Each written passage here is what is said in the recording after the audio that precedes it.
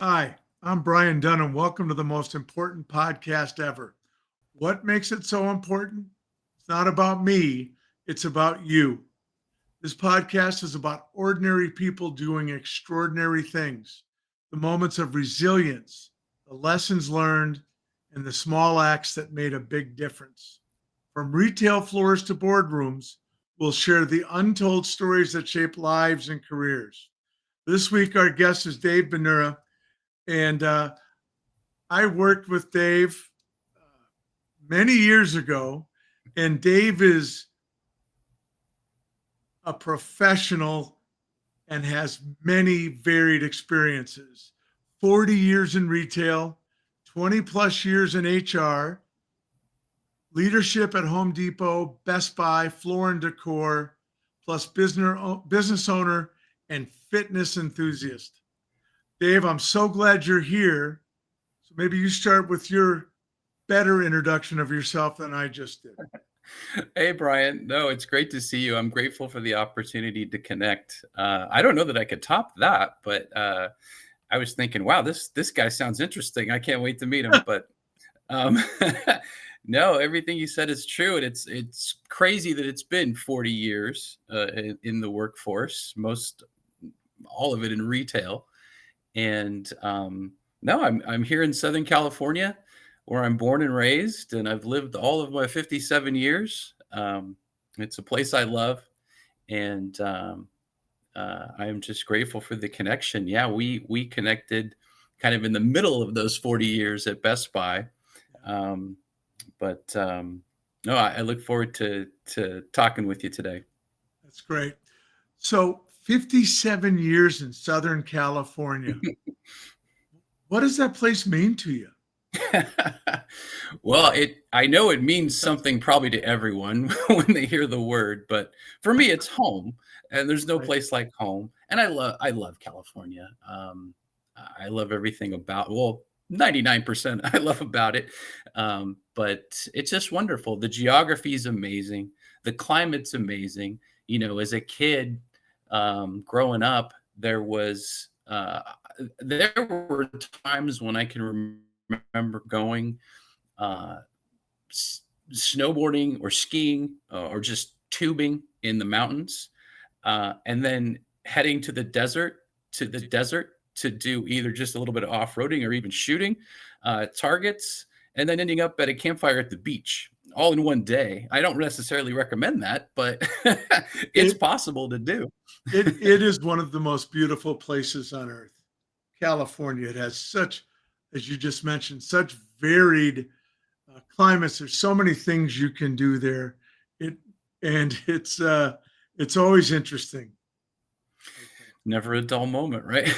So, Now, now I know you grew up as an only child, and what was that like for you? Was that a good experience? well, I didn't really have anything to compare it to Very necessarily, good. but Yeah. I loved it. My childhood was wonderful. I've lived sort of a charmed life, and that's not lost on me. But I had two wonderful parents, Angie and Jack. Um, my dad passed in 2000. It's been, gosh, 25 years, but I still think about him and miss him every day.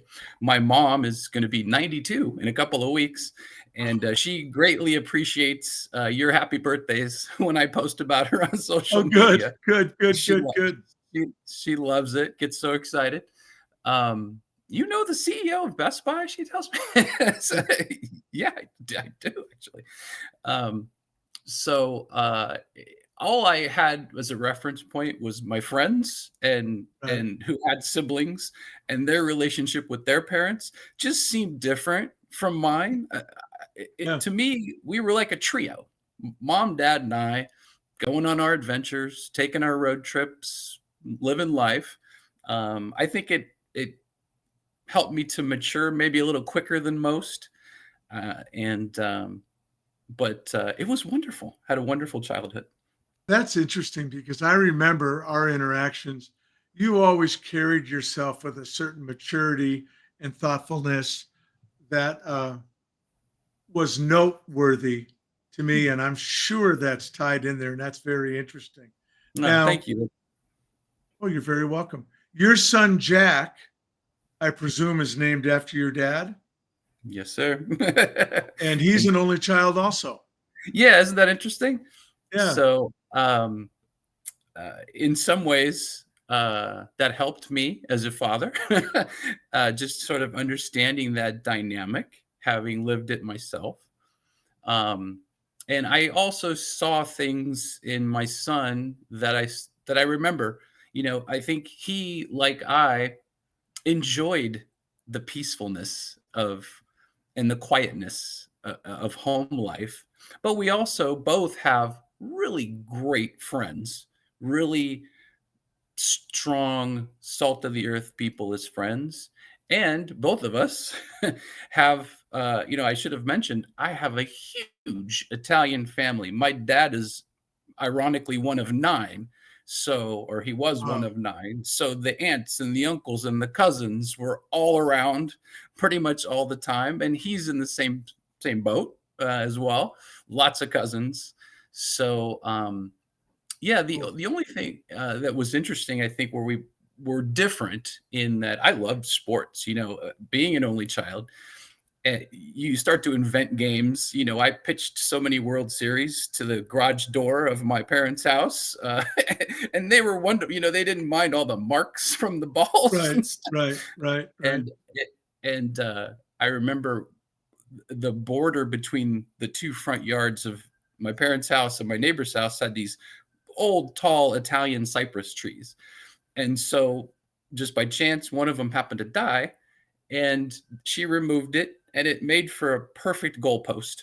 So I'm kicking footballs through Italian cypress trees as a kid, but he couldn't care less about sports. My son just is not at all interested in sports one bit. I try to put a baseball bat in his hands, and he's like, "What's this?" But boy, put a camera in his hands and watch him light up. He loves photography. He loves filmmaking.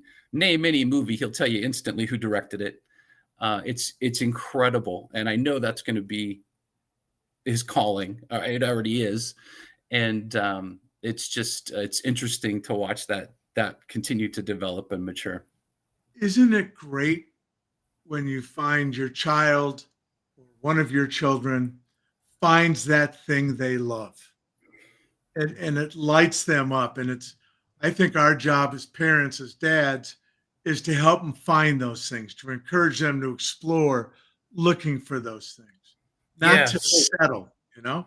Yep, so true. So true. I have in my mind's eye, I can still see a moment not too long ago where he drove me to the Best Buy in Mission Viejo, the store I used to run, and we picked up a really nice, expensive camera that he'd been wanting for a long time.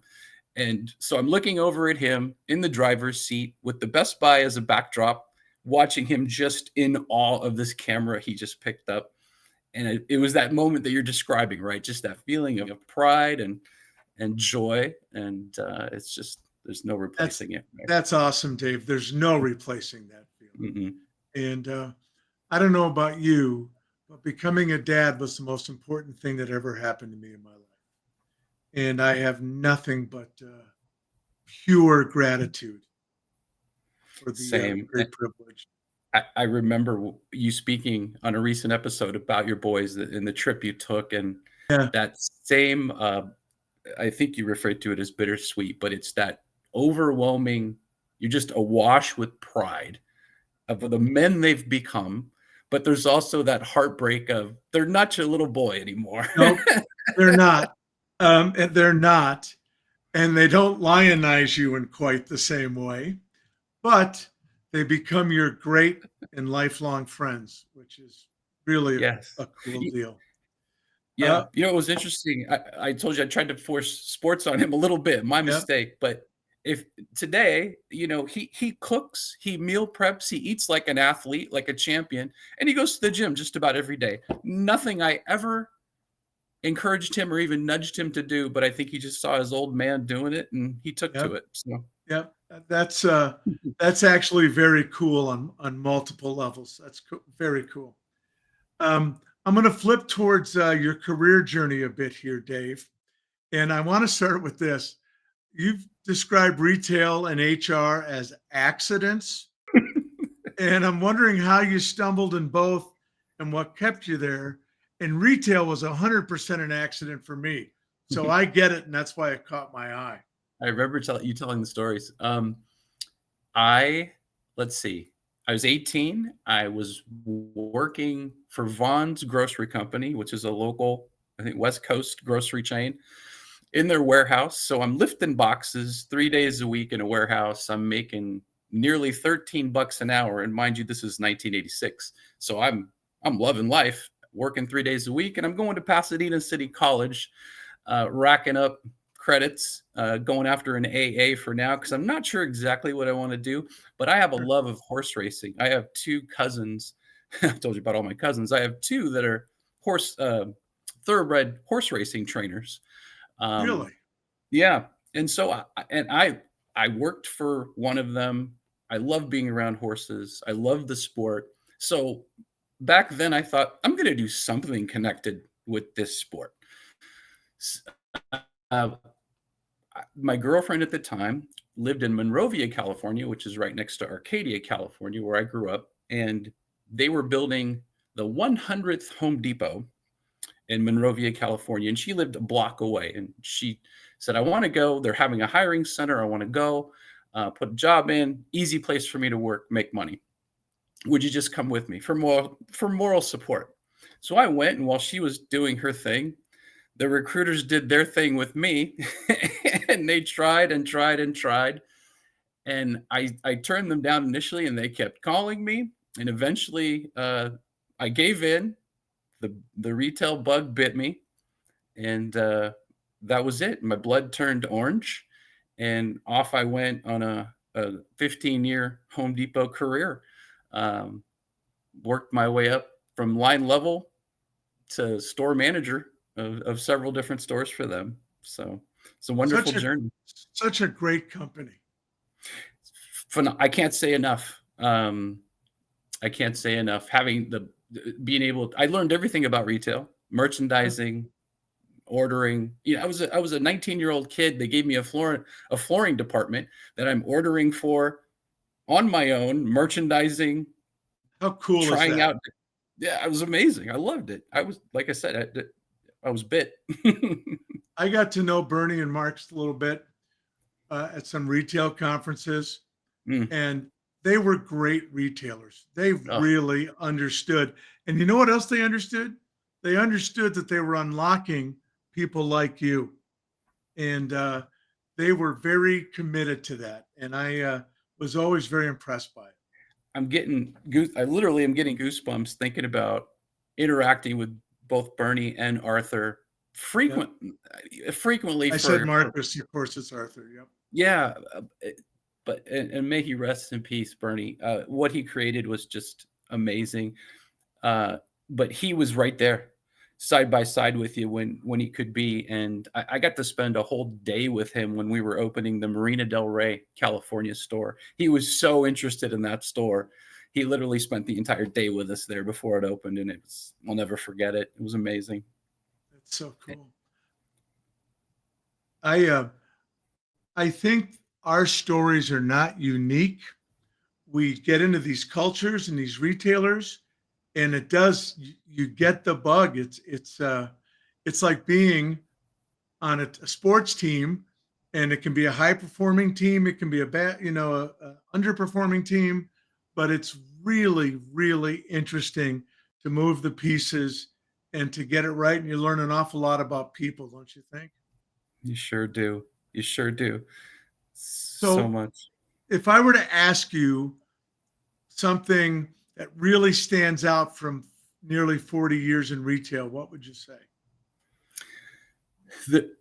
Even though there's been different companies, the constant is always people and relationships and trust. And I would say the golden rule. All those years, both at Home Depot and Best Buy, almost 30 years of my 40 was at those two companies. And the one thing that rang true, having the opportunity to work with a lot of different managers because of the growth at both places. People were getting promoted and moving around Explosive frequently. growth. It, Explosive growth. it was wonderful. I caught that at both companies, and I'm grateful for it. But you learn a lot of management technique and skills. Sometimes it's what not to do and how not to be, unfortunately, but it helps. It helps mold you and shape you. And I learned that side of things. And I learned, you start to recognize like things, traits about managers that you really like working for. You can't really put your finger on it, but man, I really like this person. I enjoy as much as you can in being at work, believe it or not, when Right. this person's working with me or I'm working with that person. And it gets, you boil it down after reflecting back over the years, and it's trust, it's transparency, it's fun, it's having the right attitude, the right frame of mind. And that's been the constant all the way through. And I guess that, no surprise that led me towards an HR path accidentally again. Right. Right. And we'll get there in just a second because I have a lot of questions about that. But I remember Marcus Buckingham talking to us at length about people don't leave companies, they leave managers. And I Yep. just, based on what you just said in my own experience, I think it's 100% true. Completely. I couldn't agree with you more. I loved having the opportunity to interact with Marcus Buckingham, afforded to me by Best Buy. And locally, we can talk about Steve Hurst in a little bit, but he also brought that locally to us out here in Southern California. So multiple interactions with him. And then I even pursued him personally afterwards, just going to some of his seminars. I really like the way he breaks things down and explains things, just like you mentioned. I do too. And I think, and he's a real nice, genuine human being. Um, Tell me, and I want to get to your HR space because I got a lot of HR questions for you. But I also noticed as I was looking through your resume, you bought a small sign company when you're going through a career transition. Can you tell us a little bit about that? Yeah, the company's called B&H Signs, and no, the B does not stand for Bonura, actually, but I go along with it. Right. It was an old sign company started by a gentleman named Bill Henry, hence the B&H. And the opportunity to purchase that with some partners of mine came along during the, right after Best Buy or soon after. And again, like you pointed out, I had almost 30 years at Home Depot and Best Buy. And then I spent the next year at 3 different companies. So it was quite a change for me. And I realized I need to do more to control my own destiny. Um, and I want to be truly an entrepreneur. I had the opportunity to do that at the companies I worked for, but not completely. And I really wanted to jump in that space. This opportunity presented itself, and I went with it. And while it sounds really sort of boring and drab and sterile, sign company, quickly learned the people connection and the relationships are there too. There is nothing more rewarding than having somebody like the coffee shop that you're in, having that been someone's dream to put that finishing touch of a sign out front is just amazing. Or that person that gets to open up their beauty shop after having rented a space in somebody else's half their life. And now they have their own and they get to brand it with one of our signs. And that's just phenomenal. I think that's really cool. I also think no matter how hard you try to replicate a spirit of raw entrepreneurship in a big company, you still have the net of that big company. And I think there are some things you can just learn from like writing the checks, and having it all land on you. Did you find Yeah. that to be true? The freedom is both wonderful and scary, to your point. Right. Yeah, to do what you know in your heart is the right thing to do, and have that freedom and autonomy, and not have to ask several layers of business groups, can you do it or not, is wonderful. There's nothing like it. On the other hand, when you need some support, you're looking in the mirror. It's Yeah. just you. Yep. So, Yep.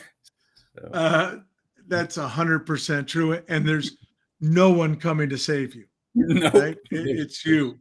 Um, Yeah, so you've just started a new role recently as the head of HR for a U.S. subsidiary of a Korean food services company.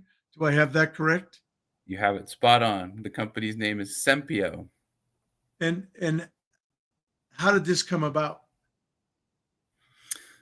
It's a great question. So, um, I guess I would have to start with the fact that at Floor and Decor, after 8 years, they eliminated my role, which was sudden and shocking, and left me needing to do something for income.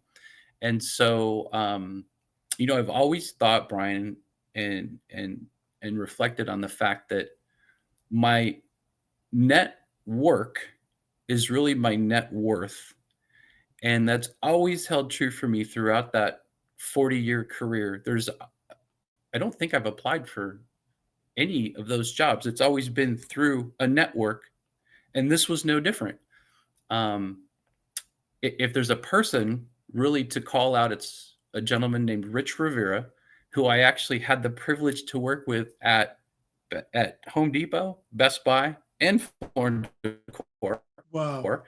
And he's the one that connected he's the one that connected me to a gentleman by the name of Daniel Park, who also is a former general manager at Best I know Buy. that name. I was going to say, I know Yeah, that name. yes. Yep. Yeah, Daniel ran a very prominent store here in Los Angeles, and I supported him as the HR director, and we had a great relationship back then. And he is now the president of Sempio Food Services, the U.S. subsidiary of the South Korean parent company. And we just connected on the phone, and you know uh, started talking about old Best Buy days, and found ourselves completely aligned in the vision and what we wanted to accomplish, and the necessary hands-on work it was going to take to grow this. Um, and Lo and behold, here I am. That's awesome. So now I'm going to get to my HR questions. You ready? You couldn't wait. I couldn't. You've been in HR more than 20 years. Yeah. How have you seen the role of HR shift over that time? Oh my gosh, tremendously. And it's hard to believe it's been 20 years. I think if I go back to my Home Depot days to Yep. reference what I think was more common, uh, was that very typical, and still today has that connotation of, uh-oh, if HR is around, something must be wrong, or something bad is about to happen. Someone's in trouble, someone's made a complaint, et cetera, et cetera. And that's what I came up with in Home Depot as well. That was my reference point. Um, I didn't know anything different. And I think that was fairly typical. Um, and then it was actually at Best Buy that I saw that shift occur, really from um, being that compliance driven function, complaint department, if you will, investigative department, to something much different and much better, which was a true business partner. I'd even go so far as to say, and I know I see the name change a lot today, right? Even the titles of HR roles include business partner a lot of times. Right. Right. I'd even say it's a business driver. I think if a company or a leader is not looking at human resources as a business driver, they're leaving some money on the table because there's an opportunity there. Um, Done right, human resources is a huge enabler, right? It's like I go back to the days when somebody gave this 19-year-old kid all the order forms for an entire department in a Home Depot store, Yeah. responsible for millions of dollars, and said, have at it. We got your back. If you stumble, we'll catch you and pick you back up. Versus make a mistake and you're gone Right. mentality. Right. That's been the biggest shift I think that I see, or I've seen over the years. I think of it as, and I think I'm very much aligned with you. When it's done right, it moves from compliance to a strategic driver almost. And I think it's a really, really important role. I Let me take recruiting for example. Recruiting used to be about filling a seat, filling a chair. I think it's so much more than that now. Yeah, that's a real hot topic, especially with me lately in my situation not too long ago. Yep. Um, and I think AI is playing into that space now more than ever. But I believe, from my purview so far, recruiting has it's a bit of a lost art form, from what I've seen lately, and that is, I think, damaging and a little scary, because if AI is going to be a tool used by companies to attract people, or at least uh, run the applicant tracking system for a company, uh, more than ever, you need a validation point. You Absolutely. need something to see what AI is doing, and that first stop is the recruiter, right? So I think a terrible misnomer is, let's use AI and let's get rid of recruiters. I Yeah. don't think AI should replace any person, period. But to do that is very scary, and I think we're seeing that right now. I think we're seeing it show up with people not being able to get past AI for Mhm. interviews and things, and it concerns me too. It's one of the things I'm definitely watching. So if you're looking ahead and you got a crystal ball, Dave, and you live in Southern California, so of course you do. Um, if you were advising a young HR pro, what skills would you tell them they need to thrive in the next decade? Well, I think you've definitely got to get your arms around AI, because it will be in the mix, but embrace it as a tool. Not learn how to utilize it to make your job more effective. I think that's key. And then, depending on, I think you should really get sharp on what type of business do you want to be an HR support for, and you need to learn that business. You it, Human resources, and every human resources professional, they're not a standalone department. They are an enabler. They're a support department, just like all the other support departments, whether it's finance, sales, operations. You have to know the business. Right now, I'm learning the business of that's my first goal. I need to learn about this company, and then what we're doing and how we're going to grow before I can even start to think about human resources for it. And I think the whole idea of human resources outside of the business is antiquated and won't work. And Yep. I believe what you say about AI is maybe the most important thing for all of us. How's AI going to affect my business? And you can't stick your head in the sand. You got to embrace it and understand it. Yeah. And I think the key is to doing that is in the name, right? It's an artificial intelligence. It's not going to replace emotional intelligence.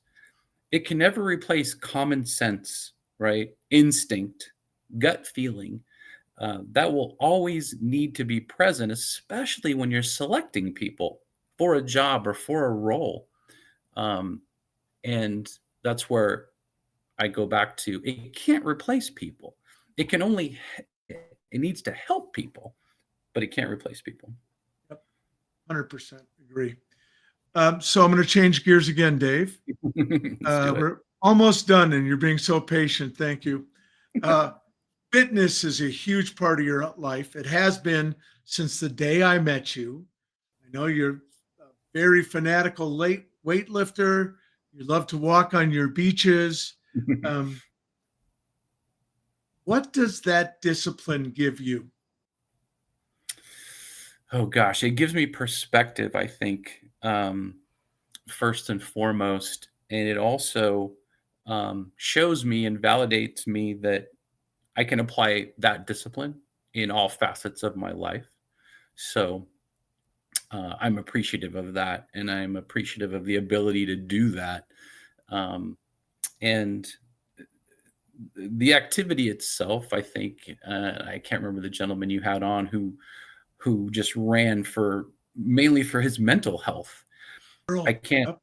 Yeah, I can't say enough about that as well, you know? Yes, it's got wonderful physical, benefits, but there's a mental acuity aspect to it that's just phenomenal as well, and I know it helps me, that's for sure.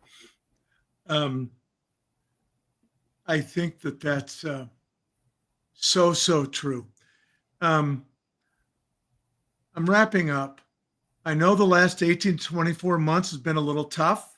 Separation, back injury, losing your dog of, I think, 15 years. Is that right? Yes. Man, I feel you on that. Empty nest, job loss. How did you navigate all those challenges? Because on your presence, and I am connected to you on various social media platforms, you're always a voice of reason, you're always positive, and you're not afraid of your opinions. Mm. And I admire all of that. But how did you navigate all that? I appreciate that.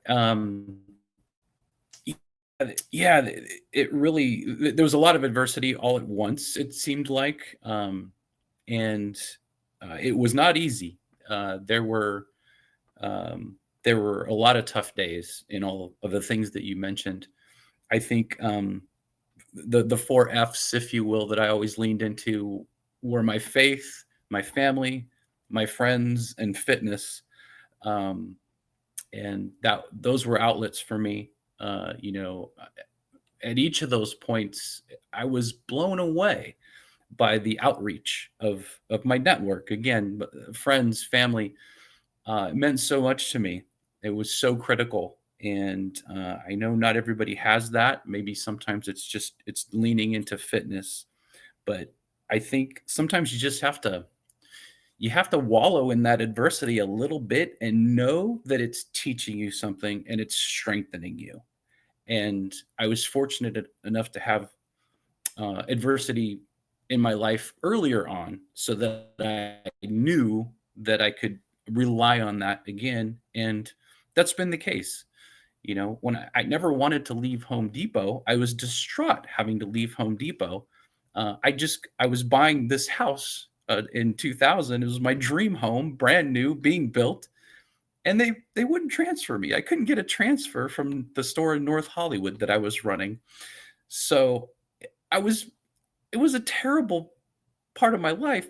But if that didn't happen, I never would have been at Best Buy, and that would have been tragic, and I never would have met people like you. So there's always something to be grateful for in those moments of despair. You just Always. have to have yeah, you just have to have faith that you're gonna find it. It's gonna be there. You mentioned Steve Hurst earlier. Is there something you want to say about Steve? Well, we started to talk about accidentally getting into retail and then accidentally getting Yep. into HR. There's a few people that caused that to happen. One person in the beginning was Fareed Consarinia. We were doing the lab I, districts. I Uh, remember Fareed so well. sure, yeah, wonderful person.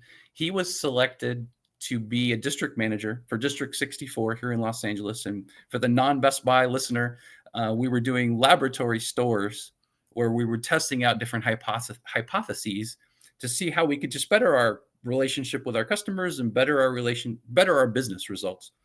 And to foster that in our stores, we also created some districts to further that. He asked me if I would like to be part of his district team. That's all he asked. And I had always had that goal at Home Depot to be a district manager. I continued that goal at Best Buy. I ran 2 stores at Best Buy. Your Belinda, $30 million over to Mission Viejo, $55 million. I was on that track, but I knew I needed to be a district support person to get to that DM role. And so before he even finished the question, I said, yes, I'm in. I'm there. And little did I know he had in mind for me district human resources. So I